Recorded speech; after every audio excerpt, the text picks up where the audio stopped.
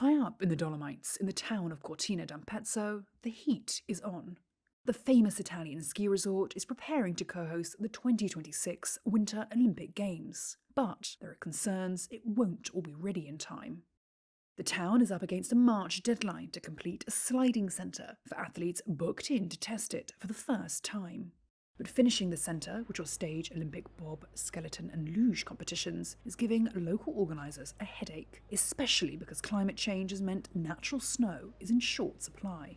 But despite the risk of losing the sliding events to the US's Lake Placid, which has been designated as a long-distance backup, Mayor Gianluca Lorenzi is staying positive.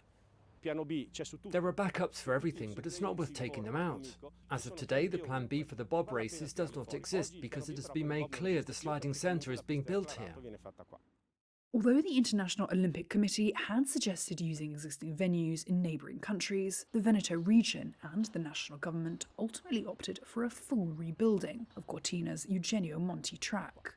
Named after an Italian bobsleigh racer who won 2 silver medals at the last Winter Olympics held there in 1956, the revamped site has an estimated cost of $123 million. But critics argue it risks being a white elephant. Here's activist Marina Menardi.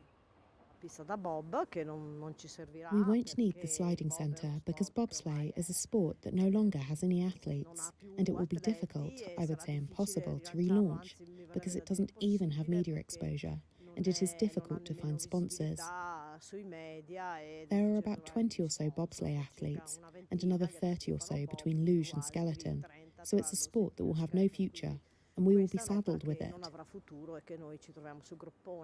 The return of the Games to Europe comes when climate change and rising temperatures are posing an existential threat to many of the region's traditional skiing centres. Some 90% of Italy's ski slopes rely on artificial snow, compared with 70% in Austria and 39% in France, according to environmental lobby Legambiente. And Cortina is no exception with its snow guns, but these methods are not sustainable in the long term. Preliminary research from the IOC has warned that only 10 nations will be able to host the Winter Games by 2040 due to climate change.